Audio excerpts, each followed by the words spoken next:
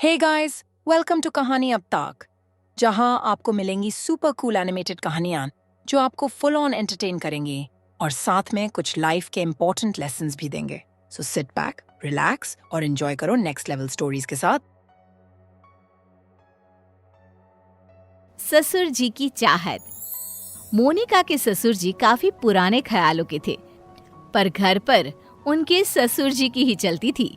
शादी के बाद देखो राकेश बेटा, साफ साफ बोल रहा हूँ, शादी हो गई है इसका यह मतलब मत समझना कि सारा दिन घूमते रहोगे बीवी के साथ। सुबह देर से फैक्ट्री और आए दिन छुट्टी। अरे कैसी बात कर रहे हैं, कम से कम 1 महीने तो बेचारे को बीवी के साथ घूमने फिरने दे। तुम चुप रहो। ये जो आए दिन तुम ड्राइवर लेकर शॉपिंग में जाती हो, बेटियों के ससुराल में घुसी रहती हो, उनको महंगे महंगे तोहफे देती हो, ये सब कमाई से आता नहीं। बोलो तो घर बैठ जाते हैं, फिर फूंकना चूल्हा। अरे नहीं नहीं, बहुत चूल्हा फूंक लिए हैं जी, अब नहीं। अब तो जो जिंदगी जी रहे हैं उसी की आदत हो गई है। तो मुंह बंद रखना, समझी? जब हम अपने बेटे से बात कर रहे हैं तो शांत रहो। तो क्या कह रहे थे राकेश? अब कल रात तुम ससुराल चले गए और यहाँ हम बुढ़े बुढ़िया बिना कुछ खाए सो गए। चिंता थी तुमको? पर रात का खाना तो बना था, रामू भी था, लगा देता खाना, फिर क्यों खाना नहीं खाया आपने? ससुर जी को बेटी की बात बुरी लगती है। वो पास खड़ी बहू को देखते हैं और चुप हो जाते हैं। थोड़ी देर बाद, आज तुम मेरे साथ फैक्ट्री चलोगे, समझे? तैयार हो जाओ। अरे पर पापा, कल का सारा काम हम कर चुके हैं। आज मोनिका को लेकर डॉक्टर के पास जाना है। आप चलिए, हम आते हैं। बहू को डॉक्टर के पास कालू ड्राइवर ले जाएगा। पर पापा, देख, जितना बोल रहे हैं करो। तैयार होकर जल्दी आओ, इंतजार कर रहे हैं हम। बेटा बेचारा क्या करता, पिता के कहने पर तैयार होकर कार में बैठ जाता है।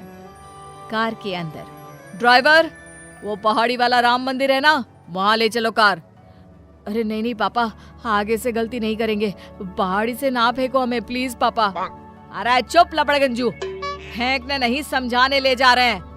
वो क्या है ना, पहाड़ी में तुम्हारे दिमाग का नेटवर्क ठीक से पकड़ेगा। पिता बेटे को लेकर पहाड़ी वाले मंदिर जाते हैं। फिर वहाँ पर, देखो बेटा, मैं जब इस शहर में आया था तो मात्र 2 जोड़ी कपड़े लेकर, लेकिन फिर मैंने ना तुम्हारी माँ की खुशी देखी ना उसका मायका। बस मन लगाकर काम पर लग गया। आप क्या कहना चाहते हैं पापा, थोड़ा खुलकर समझाइए ना। देखो बेटा, हम लोगों ने कितने लोगों को रोजगार दिया है, उनका घर ठीक से चले ये भी तो हम लोगों की जिम्मेदारी है ना? तो फिर तुम क्यों बहू के पीछे अपना समय बर्बाद कर रहे हो? पिताजी बोलते ही जा रहे थे और बेटा उनकी बात समझ रहा था। कई घंटों की बातचीत के बाद, आप सही बोल रहे हैं पिताजी, ये औरतें हमें तभी तक पूछेंगी जब तक हम इन लोगों को सुख सुविधा दे रहे हैं। पिताजी, मैं कसम खाता हूँ, मैं ना मोनिका के घर जाऊंगा, ना ही उसकी कोई भी बात सुनूंगा। पिताजी मन ही मन खुश हो जाते हैं। फिर अगले दिन, सुनो राकेश, वो कल जरा मीना के घर जाना है, ले चलोगे ना? देखो मोनिका, इस घर में सारा दिन कोई ना कोई आता रहता है। अगर तुम चली गई तो उन लोगों के चाय, नाश्ते, उठने बैठने का इंतजाम कौन करेगा? अरे उसके लिए तो नौकर है ना, और कौन सा वो लोग तुम्हारे रिश्तेदार हैं? अरे बिजनेस के सिलसिले में आते जाते हैं। वैसे भी तुम लोगों के घर का तो रिवाज है ना कि बहू मेहमानों के सामने बाहर नहीं निकलती। देखो राकेश, मैं बंद कर नहीं रह सकती हूँ। शादी से पहले हम कितना घुमा फिरा करते थे। वो पहले की बात थी, अब मेरे पर जिम्मेदारी है, बिजनेस देखना है। सारा दिन तुम्हारे साथ घूमूंगा तो काम पर कब जाऊंगा? राकेश अब मोनिका से बात भी कम करता था। एक सुबह, अरे राकेश, तुम कब आए? रात में भी अब घर पर नहीं रहते, मैं नाश्ता लेकर आती हूँ। अरे रहने दो, मैंने बाहर पूरी सब्जी खा ली थी, अब नींद आ रही है। 2 घंटे बाद उठा देना, फैक्ट्री जाना है। वो तो ठीक है, लेकिन रात भर काम किया है, ऐसे में सिर्फ 2 घंटे की नींद? तभी वहाँ ससुर जी आ जाते हैं। बहू, राकेश के लिए काम ज्यादा जरूरी है, उसे काम पर जाने से मत रोको। और हाँ बहू, अब से वो तुम्हारे साथ कहीं नहीं जा पाएगा। तुमको जहाँ जाना हो ड्राइवर और कार खड़ी है, चली जाना। ससुर जी के जाने के बाद मोनिका रोने लगती है। क्या हो गया, रो क्यों रही हो? मेरी मौसी की बेटी की शादी है कल, तुम नहीं चलोगे? देखो, रोना बंद करो, चलूंगा मैं। अगली शाम राकेश ऑफिस में। पिताजी, वो मोनिका के घर पर शादी है, मेरा उसके साथ जाना जरूरी है। देखो बेटा, जाओ, लेकिन एक क्लाइंट आ रहे थे। मुझे तो चक्कर आ रहा है, लेकिन तुमको जाना है तो जाओ, मैं रुक जाता हूँ। अरे कैसी बात कर रहे हैं पिताजी, आप घर पर जाइए, मैं हूं ना। वैसे भी शादी तो रात भर चलती है। पिताजी चले जाते हैं, लेकिन घंटों के बाद भी कोई भी क्लाइंट ऑफिस नहीं आता। इधर घर पर मोनिका शादी में जाने के लिए तैयार बैठी होती है। बहुत इंतजार के बाद भी जब राकेश नहीं आता तो मोनिका बेटा, उसको तो मैंने कहा था कि तू घर चला जा, मीटिंग मैं देख लेता हूँ, लेकिन माना ही नहीं। एक काम करो, तुम ड्राइवर लेकर चली जाओ। मोनिका अपनी माँ को फोन करती है। अरे नहीं नहीं मोनिका, शादी के बाद अकेले आना अच्छा नहीं लगता, तुम रहने दो, मैं बोल दूंगी कि तुम्हारी सास की तबीयत ठीक नहीं थी। मोनिका कपड़े बदलकर सोने चली जाती है।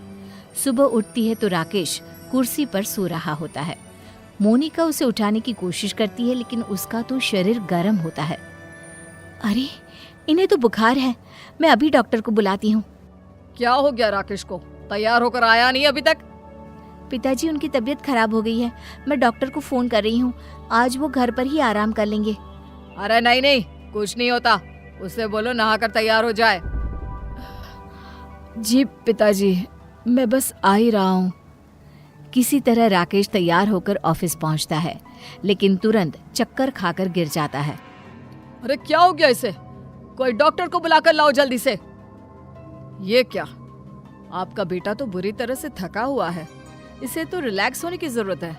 क्या बात है, ये काम इतना ज्यादा कर रहा है कि नींद भी पूरी नहीं हो रही है। अब जी हाँ, अब क्या कर सकते हैं?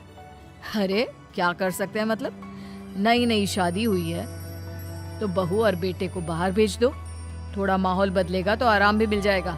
आखिर इकलौता बेटा है आपका, क्यों इसकी जिंदगी से खेल रहे हैं?